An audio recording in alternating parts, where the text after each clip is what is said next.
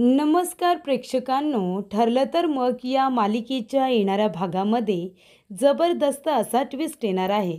तर प्रेक्षकांनो, आपण बघितलं इथे मधुभाऊनी सत्याचा उलगडा केलेला असतो. मधुभाऊनी सांगितलेलं असतं की सायलीच्या तळपायावरती तुळशीपत्राची खूण आहे.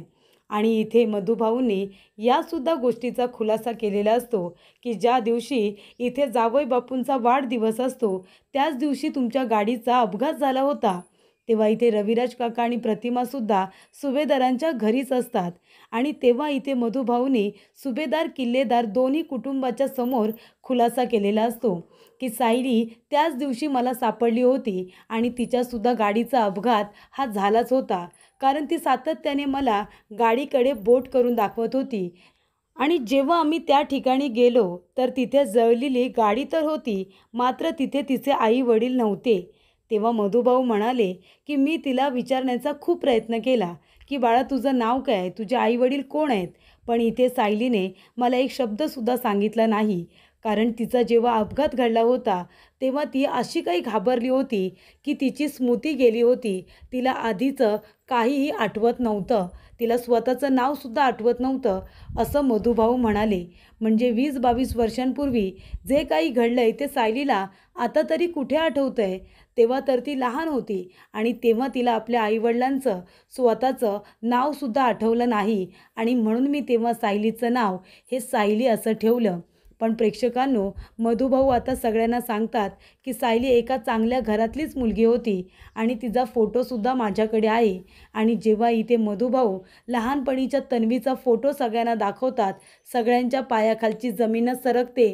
तेव्हा इथे रविराज काका म्हणतात, पण हे कसं शक्य आहे, कारण प्रियाने म्हणजे तन्वीने सुद्धा मला हाच फोटो दाखवला होता. तेव्हा मधुभाऊ म्हणतात, खोटारडी मुलगी आहे ती. हा फोटो तर माझ्या साऊबाळाचा आहे. मी तुमच्याशी खोटं का बोलेन. इतक्या वर्षात मी कधीच खोटं बोललेलो नाही आहे. आणि मी तर माझ्या लहान मुलांना जर त्यांचे आई वडील मिळणार असतील तर मी खरंच बोलेन ना.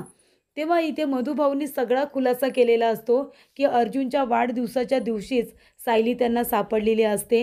ती एका चांगल्या घरातली मुलगी होती. तिचा असलेला लहानपणीचा फोटो, सगळे पुरावे सादर केलेले असतात. आणि महत्त्वाची गोष्ट म्हणजे तळपायावरती असलेली तुळशीपत्राची खूण तर हेच सांगत असते की सायली हीच खरी तन्वी आहे आणि प्रिया ही एक फ्रॉड मुलगी आहे. त्यामुळे प्रेक्षकांनो, येणाऱ्या भागामध्ये आता मधुभाऊनी 20-22 वर्षांचा सायली हीच खरी तन्वी असल्याचा खुलासा केल्यानंतर रविराज काकांना प्रश्न पडतो. ते म्हणतात की विश्वास कसा ठेवायचा. आणि तरीसुद्धा देवाने जर मला एक संधी दिली असेल माझ्या मुलीला ओळखण्याची तर मी या संधीचं सोनं करणार. आणि रविराज काका म्हणतात की ठीक आहे, आपण एक काम करूया, आपण इथे सायलीची आणि आमची DNA टेस्ट करूया. तेव्हा प्रेक्षकांनो, इथे अर्जुन म्हणतो, सिनियर, ही खूप चांगली आयडिया आहे. जर तुम्ही सायलीची आणि तुमची DNA टेस्ट केली तर खूप मोठा पुरावा तुम्हाला मिळेल. कारण आत्तापर्यंत इथे प्रियाने जे जे काही पुरावे सादर केलेत ते खोटेसुद्धा असू शकतात. कारण तुला तर माहिती आहे की ती किती लेवलपर्यंत ती खोटं बोललेली आहे. तेव्हा प्रतिमा म्हणते, अहो आपण तेच करूया रविराज. मला तर असंच वाटतं की सायली हीच खरी माझी मुलगी आहे. त्यामुळे प्रेक्षकांनो, इथे आता दुसऱ्याच दिवशी रविराज काका सायली यांच्या केसांचे सॅम्पल हे DNA टेस्टसाठी दिलेले असतात. आता ही टेस्ट पॉझिटिव्ह येते की निगेटिव्ह या सगळ्यांकडे आता लक्ष असतं. त्यानंतर प्रेक्षकांनो, अर्जुनला असंच वाटत असतं की सायली ही प्रतिमा आत्याचीच मुलगी आहे. कारण प्रतिमा आत्याचे सगळे गुण मला सायलीमध्ये दिसत असतात. सगळ्या लोकांना, सुभेदार किल्लेदार यांना असंच वाटत असतं की सायली हीच आमची तन्वी निघू दे. आणि प्रेक्षकांनो, रविराज काकांनी जो निर्णय घेतलेला असतो त्याच्यामध्ये त्यांना यश येतं. तर इथे आता रिपोर्ट पॉझिटिव्ह आलेले असतात. म्हणजे सायली ही रविराज काका आणि प्रतिमाचीच मुलगी आहे हे रिपोर्टवरून सिद्ध झालेलं असतं. त्यामुळे प्रेक्षकांनो, इथे मधुभाऊंनी जेलमधून बाहेर आल्यानंतर आपल्या सायलीला तिचे खरे आई वडील मिळवून दिलेले असतात. सायली इतकी पुण्यवान आहे, तिने इतकं मोठं पुण्य केलेलं असतं. तिने इथे एका फ्रॉड मुलीपासून आपले 2 कुटुंब वाचवलेले असतात. खरं तर 3, एकतर मधुभाऊ, सुभेदार आणि किल्लेदार असं आपले 3ही कुटुंब तिने वाचवलेले असतात. तिने इथे अर्जुनबरोबर कॉन्ट्रॅक्ट मॅरेज केलं, मधुभाऊंसाठी.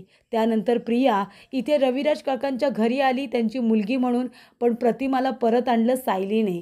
त्यानंतर सुभेदार कुटुंबाच्या घरात अश्विनबरोबर लग्न करून आली, पण तिचा खरा चेहरा सगळ्यांच्या समोर आणला सायलीने आणि त्याच्या बरोबरीने अर्जुनने तिला मोलाची साथ दिली. त्यामुळे प्रेक्षकांनो, शेवटीला देवी आईने तिला आशीर्वाद म्हणून एवढ्या कठीण काळानंतर तिला तिचे आई-वडील परत दिलेले असतात. तर मधुभाऊंनी इथे आता जानकीला तिची आई परत मिळवून दिलेली असते. म्हणजे जानकीला सांगितलेलं असतं की तुझी आई कशी होती, कधी तुला माझ्याकडे सोडलं, ते मधुभाऊंनी सांगितल्यानंतर जानकीने आपल्या आईवरती विश्वास ठेवलेला असतो. तसंच इकडे आता मधुभाऊंनीच सायली ही खरी तन्वी असल्याचं संपूर्ण कुटुंबाला सांगितलेलं असतं आणि तसे पुरावेसुद्धा दिलेले असतात. DNA टेस्ट केल्यानंतर पॉझिटिव्ह रिपोर्ट येतो, सायली हीच खरी तन्वी आहे हे सिद्ध होतं. त्यामुळे इथे आता रविराज काका जी प्रॉपर्टी आपली खोटारड्या तन्वीच्या नावावरती केलेली असते, ती आता तिला प्रॉपर्टीमधून तिला बेदखल केलेलं असतं. तिच्या नावाने जी काही प्रॉपर्टी केलेली असते, नवीन पेपर्स तयार केलेले असतात आणि संपूर्ण प्रॉपर्टी सायलीच्या नावाने केलेली असते. कारण त्यांना त्यांची खरी मुलगी सायली मिळालेली असते. त्यांचा आनंद काहीसा वेगळाच म्हणजे गगनात मावेनासा झालेला असतो. म्हणजे इथे ते दोघंजणं प्रतिमा आणि रविराज फक्त मनामध्ये म्हणत असतात की आमची मुलगी सायलीसारखी असती तर किती बरं झालं असतं. आणि इथे त्यांचीच मुलगी सायली आहे हे कळल्यानंतर त्यांना खूप जास्त आनंद हा झालेला असतो. त्यामुळे प्रेक्षकांनो, इथे आता DNA टेस्ट ही पॉझिटिव्ह येते. तेव्हा रविराज काकांना प्रश्न पडतो. ते म्हणत असतात की अर्जुन, अरे सायली हीच तर आमची मुलगी आहे. याचा अर्थ इथे सुद्धा ती प्रिया खोटंच बोलली होती.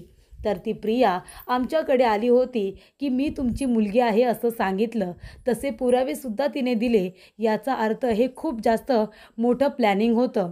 कदाचित प्रिया आमच्याकडे येण्याच्या मागे तिचा हाच हेतू होता की तिला काही करून साक्षीला या गुन्ह्यातून बाहेर काढायचं होतं. म्हणजे याचा अर्थ या सगळ्याच्या मागे महिपतचा तर हात नाही आहे ना, असं रविराज काकांना कळतं. त्यानंतर ते अर्जुनला म्हणत असतात की ज्या वेळेला ती प्रिया आमच्याकडे आली होती तेव्हा ती म्हणाली की मी तुमची मुलगी आहे. तेव्हा मी DNA टेस्ट केली होती तिच्याबरोबर आणि ती DNA टेस्ट पॉझिटिव्ह आली होती. तेव्हा प्रेक्षकांनो, अर्जुन म्हणतो कारण सिनियर, कदाचित मला असं वाटतं की तन्वीला तर माहिती होतं, म्हणजे प्रियाला तर माहिती होतं की सायली ही तुझी मुलगी आहे आणि जेव्हा तू सॅम्पल DNA टेस्टसाठी दिले असतील ना, तेव्हा तिने स्वतःच्या केसांच्या ऐवजी तिने सायलीचे केस सॅम्पलला दिले असतील आणि म्हणून तर तुमच्या दोघांची DNA टेस्ट ही पॉझिटिव्ह आली होती ना. कारण प्रियाला माहिती होतं की सायली हीच तुमची मुलगी आहे, म्हणून तर ती सायली बनून इथे आली आणि सायलीचे फोटो, सायलीच्या आठवणी ह्या तिने तिच्या आठवणी म्हणून तुम्हाला दाखवल्या. म्हणून तर तू विश्वास ठेवलास ना तिच्यावरती की ती तन्वी आहे म्हणून. तेव्हा प्रेक्षकांनो, इथे अर्जुन म्हणतो की सिनियर, जेव्हा आश्रमातून 2 गाठोडी गायब झाली होती, एक गाठोडं होतं प्रियाचं आणि एक गाठोडं सायलीचं, तेव्हाच मला असं वाटतं की प्रियाला कळलं होतं की सायली ही तुझी मुलगी आहे आणि तेव्हा तिने बरोबर दोन्ही गाठोडी गायब केली होती, जेणेकरून सायलीची लहानपणीची एकसुद्धा आठवण तिच्याकडे राहणार नाही तिच्या आईवडिलांना दाखवायला. आणि म्हणूनच सायलीच्या सगळ्या आठवणी तिने स्वतःच्या आठवणी म्हणून तुला दाखवल्या, असं अर्जुन आता रविराज काकांना सगळ्या गोष्टी पटवून सांगत असतो. रविराज काका म्हणतात ती मुलगी असं करूच शकते.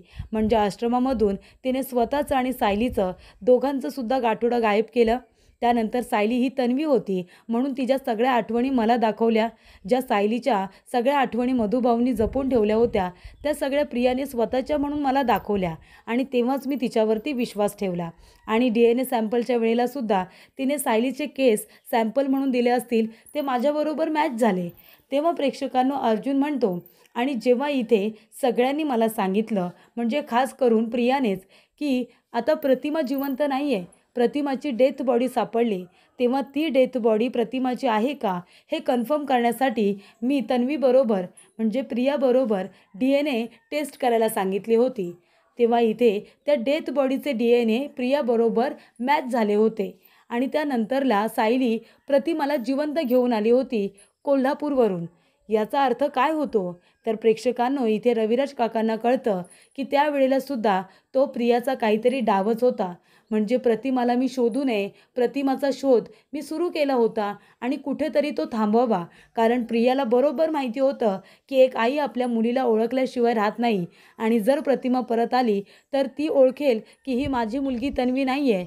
आणि म्हणूनच इथे प्रियाने खोटी डेथ बॉडी माझ्यासमोर आणली आणि सांगितलं की ही माझ्या आईची डेथ बॉडी आहे. आणि तिच्याबरोबर जेव्हा DNA टेस्ट करायला सांगितली तेव्हा ती पॉझिटिव्ह आली होती आणि तेव्हाच मी विश्वास ठेवला होता ना की प्रतिमा जिवंत नाही आहे म्हणून. तेव्हा प्रेक्षकांनो आता रविराज काका अर्जुनला म्हणतात की तेव्हा जर एका डेथ बॉडीबरोबर ती DNA मॅच करू शकते तर ती मुलगी किती मोठी फ्रॉड आहे हे रविराज काकांना कळतं. जर प्रतिमा जिवंत होती तर त्या डेथ बॉडीबरोबर तिचे DNA मॅच झालेच कसे? हा छोटासा संशय मला तिच्यावरती आला होता, पण मी तरीसुद्धा तिच्यावरती अविश्वास दाखवला नाही. तेव्हा रविराज काका म्हणतात, जर प्रतिमा जिवंत होती तर मग त्या डेथ बॉडीबरोबर प्रियाचे DNA मॅच झाले कसे? हा संशय माझ्या मनात का नाही आला अर्जुन? म्हणजे मी माझ्या मुलीवरती, आता प्रियावरती असा काही आंधळा विश्वास ठेवला होता, तर मी तिच्या चुकांकडे सुद्धा दुर्लक्ष करत होतो. तेव्हा प्रेक्षकांनो रविराज काकांचे डोळे खऱ्या अर्थाने आता उघडलेले असतात आणि ते म्हणतात की ठीक आहे, आता त्या मुलीला मी सोडणार नाही. तिने माझ्या भावनांचा इथे मजाक उडवलाय, माझ्या भावनांशी खेळली आहे ना ती, मग आता तिला सोडणार नाही. ती माझी मुलगी बनून, खोटी मुलगी बनून माझ्या आयुष्यात आली, माझं आयुष्य उद्ध्वस्त करायला. सायली माझी मुलगी आहे हे तिला माहिती असूनसुद्धा तिने ही एवढी मोठी गोष्ट माझ्यापासून लपून ठेवली आणि स्वतः माझी मुलगी म्हणून माझ्या घरामध्ये राहत होती, मिरवत होती आणि सायलीचा सातत्याने अपमान करत होती. आणि त्या फ्रॉड मुलीवरती विश्वास ठेवून मी सुद्धा सायलीला चुकीचं समजलो. तेव्हा इथे रविराज काका म्हणतात की आता मी तिच्यावरती गुन्हा दाखल करणार. ती आता फक्त 7 वर्षांसाठी जेलमध्ये गेली आहे ना, आता मी तिच्यावरती फसवणुकीचा गुन्हा दाखल करणार. ती एक फ्रॉड मुलगी आहे, तिने माझी फसवणूक केली आहे असा गुन्हा दाखल करणार आणि तिला 14 वर्षांसाठी जेलमध्ये पाठवणार. तेव्हा प्रेक्षकांनो प्रिया आता जेलमध्ये असताना रविराज काका पोलीस स्टेशनला जातात आणि तिच्या विरोधामध्ये फ्रॉडचा गुन्हा दाखल करतात. सुभेदार तर इतके आनंदी असतात कारण पूर्णाजीने प्रतिमाला दिलेलं वचन पूर्ण झालेलं असतं आणि देवी आईने ते स्वतः पूर्ण केलेलं असतं. म्हणजे इथे आता जी काही परिस्थिती निर्माण झाली होती कदाचित नियतीने ते सगळं घडून आणलं होतं. म्हणजे इथे बरोबर लहानपणीच्या तन्वीबरोबरच इथे आता अर्जुनचं लग्न झालेलं असतं. म्हणजे सायली हीच खरी तन्वी आहे. याचा अर्थ पूर्णाजीने प्रतिमाला दिलेला शब्द पूर्ण झालेला असतो. जर इथे प्रियाबरोबर लग्न झालं असतं तर कदाचित पूर्णाजीचा शब्द पूर्ण झाला नसता. पण इथे आता जे काही कॉन्ट्रॅक्ट मॅरेज आहे ते केलं, ती चूक होती, पण नियतीनेच ते सगळं घडून आणलं होतं. कारण इथे अर्जुनचं तन्वीबरोबरच लग्न झालेलं असतं. आणि जेव्हा इथे कल्पनाला कळतं की सायली हीच खरी तन्वी आहे तेव्हा इथे कल्पनाचा सगळा राग निघून गेलेला असतो आणि ती इथे सायलीला मिठी मारते आणि म्हणते की कॉन्ट्रॅक्ट मॅरेज केलं, ती परिस्थिती वाईट होती असं तुमचं म्हणणं आहे, पण बरं झालं ते लग्न झालं कारण खऱ्या तन्वीबरोबरच अर्जुनने लग्न केलं हे आता गोष्ट त्यांच्या लक्षात आलेली असते. त्यामुळे जे काही होतं ते चांगल्यासाठी होतं हे कल्पनाला कळून चुकलेलं असतं. त्यामुळे प्रेक्षकांनो रविराज काका अर्जुन पुन्हा पोलीस स्टेशनला जाऊन प्रियाच्या विरोधामध्ये फ्रॉडचा गुन्हा दाखल करतात आणि त्यामुळे तिची शिक्षा आता वाढलेली असते. तिची शिक्षा आता 7 वर्षावरून 14 वर्षांची झालेली असते. त्यामुळे इथे सायली जे काही अर्जुनला म्हणालेली असते की प्रियाने इतका मोठा गुन्हा केला आहे ना, तिने एका गुन्हेगाराला पाठीशी घालण्याचा प्रयत्न केला आहे, तब्बल 2-2.5 वर्ष ती कोर्टामध्ये खोटी साक्ष देत होती, खोटे पुरावे सादर करत होती.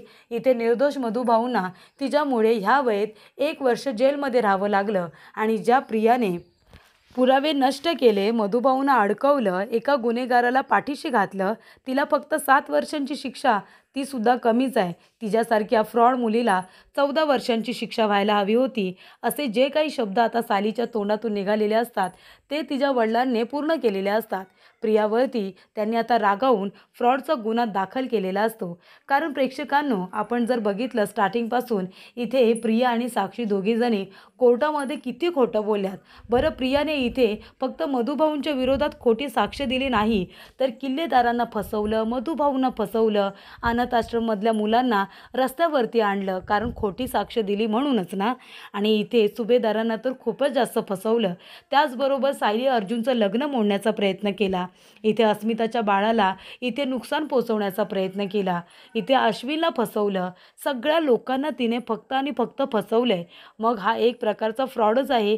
त्यामुळे त्याची शिक्षा तिला मिळायलाच हवी आणि रविराज काकांनी तिला ती दिलेली असते. आपली मुलगी प्रिया आहे हे कळल्यानंतर रविराज काकांनी तिला खूप जीव लावलेला असतो आणि जेव्हा तिने विश्वासघात केलाय हे जेव्हा त्यांना कळतं, तेव्हा ते आपल्या तत्वांबरोबर कुठलीही तडजोड करत नाही. जेव्हा त्यांना कळतं की प्रिया एक गुन्हेगार मुलगी आहे, तेव्हा ते तिची केससुद्धा सोडून देतात, प्रॉपर्टीमधून तिला बेदखलसुद्धा करतात आणि तिच्या विरोधामध्ये फ्रॉडचा गुन्हा दाखल करतात. कारण आता त्यांना त्यांची खरी मुलगी सायली मिळालेली असते. तर इथे मधुभाऊंनी आता आपल्या मुलीला तिचे आई वडील मिळवून दिलेले असतात. सायलीने मधुभाऊंसाठी खूप काही केलेलं असतं. त्याची परतफेड म्हणून का होईना, पण इथे मधुभाऊंनी आता सायलीला तिचे आई वडील परत मिळवून दिलेले असतात.